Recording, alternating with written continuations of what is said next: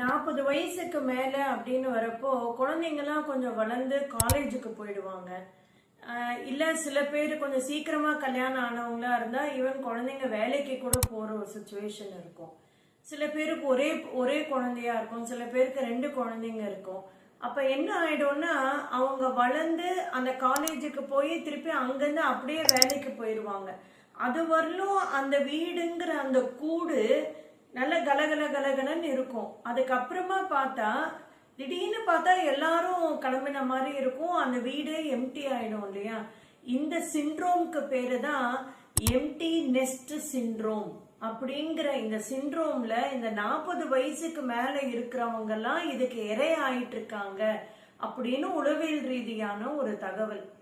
இப்போ நீங்க அப்படி இருக்கீங்களான்னு செக் பண்ணிக்கோங்க. ஒண்ணு இல்ல, இந்த சிச்சுவேஷன்ல என்ன தெரியுமா ஆகும், ஒரு மாதிரி ஒரு ஆழ்ந்த ஒரு சோகம் இருக்கும். யாருக்காக சமைக்கணும், யாருக்காக பண்ணணும், ஏதோ இருக்க ஏதோ பண்ற ஒரு பர்பஸே இல்லாம இருக்குங்க. லோன்லினஸும் இந்த பேரண்ட்ஸ் எல்லாம் எக்ஸ்பீரியன்ஸ் பண்றதுங்க இந்த ஒரு பீரியட்ல. சரி, அப்ப இதை எப்படிங்க டேக்கிள் பண்ணலாம்? ரொம்ப சிம்பிள், மைண்ட் செட் தான். என்ன பண்ணணும், இப்ப திருப்பி ஹனிமூன் பீரியட் மாதிரி கல்யாணம் ஆகி வந்த உடனே கணவன் மனைவியா நம்ம வாழ்ந்துட்டு இருப்போம். ஆனா அப்ப இன்லாஸ் இருப்பாங்க.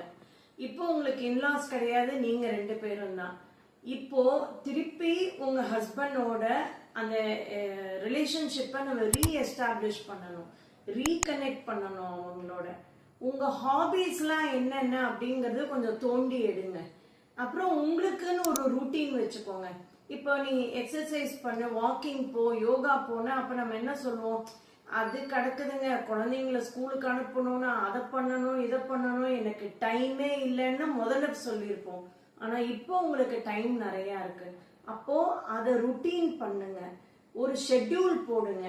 இப்படிதான் இருக்கணும், நம்ம இந்த டைமை நம்ம அழகா இந்த ப்ராசஸ நம்ம என்ஜாய் பண்ணணும்னு உங்க மனசுல வச்சுட்டீங்கன்னா கண்டிப்பா இந்த எம்டி நெஸ்ட் அப்படிங்கிற அந்த சிண்ட்ரோம்ல இருந்து நீங்க கண்டிப்பா வெளியில வந்துடுவீங்க. இத பத்தி கொஞ்சம் யோசிங்க. வணக்கம்.